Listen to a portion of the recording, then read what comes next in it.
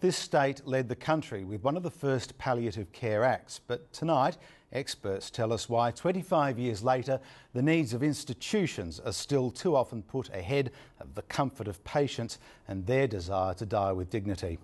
To underscore this, one family has shared with the ABC poignant film and stories of their mother's last days. Peggy Cundell's worst fear was that a debilitating stroke would consign her to a lingering, undignified death in a nursing home. It almost came true. She had 2.5 years, I believe, of living hell. When she was awake, a lot of that time, she was crying and screaming. And our mother was a gently spoken, a very softly spoken woman. She was not a screamer, which I believe that in the end she was known as in there. Crayfish sandwich, very nice. Peggy Cundell had had a long and rich life. She loved new ideas, music and her garden. Her daughters say during the 1930s she was reputed to have the best legs on the entire Queensland Gold Coast. She did, and we've been told that we've inherited them. I don't think either of ours are as good as hers. Not as good as hers. Her family say how Peggy Cundell became a nursing home screamer is not a sad tale of inevitable human decline. Rather, it's one of a systematic failure to respect a patient's wishes. Peggy Cundell had an order declining extraordinary treatment measures, commonly called a do not resuscitate order. After her stroke, the family insist it was ignored. 730 has spoken to the hospital and they dispute that, saying Mrs Cundell's treatment did not involve resuscitation. Whatever occurred in this case, experts believe on too many occasions patients' wishes are not followed. I think we are still within an imbalance of power within medical systems.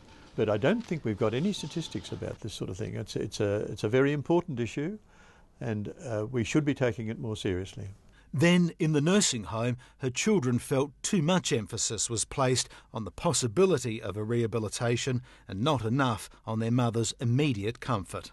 We were asking these questions of her doctors and also the nursing home, and they weren't coming up with answers for us. That the bottom line is you just have to sit there and watch your mother suffer. And we were absolutely beside ourselves. It was incredibly traumatic for us witnessing our mother's trauma and witnessing the change from a dignified, beautiful woman to a woman who was stripped of all dignity. After 2.5 years, should she still have been like that? No. You know, she should have been kept more comfortable. Well, whose needs are we meeting?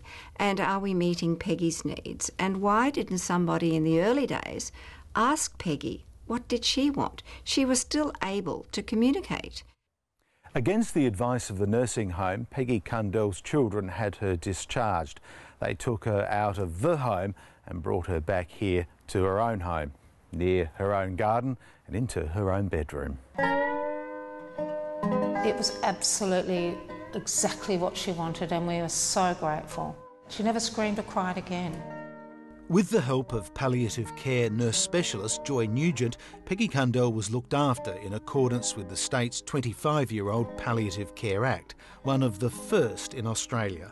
It gave the patient the opportunity to refuse treatment of any kind that is life-prolonging. It gave doctors the opportunity to give effective symptom control without being accused of killing the patient, even if, in fact, doing that symptom control with powerful drugs did seem to accelerate the death of the patient. It wasn't done to kill them. It was done to make them comfortable, and that Palliative Care Act makes it perfectly clear that that's right. You've got that thing for me to sign? Yes. Professor Ian Maddox helped craft that law. 25 years on, he says it's not comforting nearly as many people as it should. The trouble is palliative care has been given these capital letters. It's special and it's put in for people with cancer particularly, but it is something for everybody and it ought to be operating no matter where people are dying and whatever they're dying from. The nursing home never offered palliative care. The 4 GPs who were looking after Mum never offered palliative care. They never mentioned the word.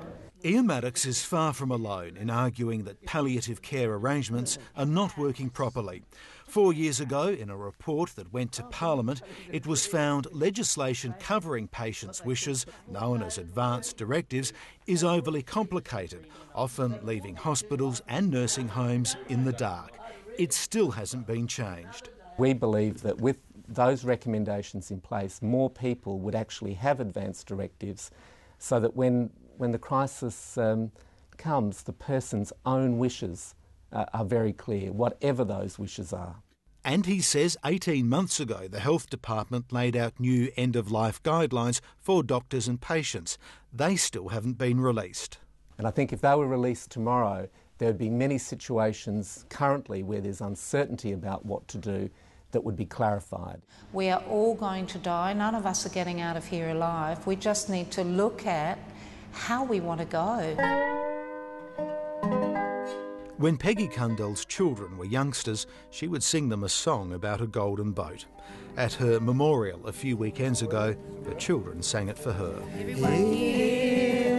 I float in our golden boat, flies and all, flies and all.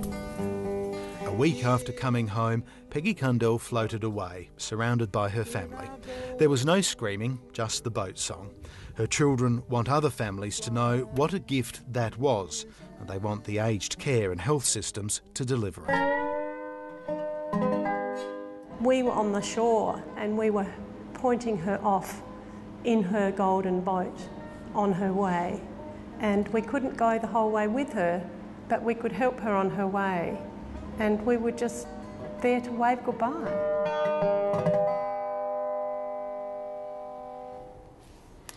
In a statement to 7:30, the Health Department says since July last year, it's assisted 260 people with palliative care in their own homes.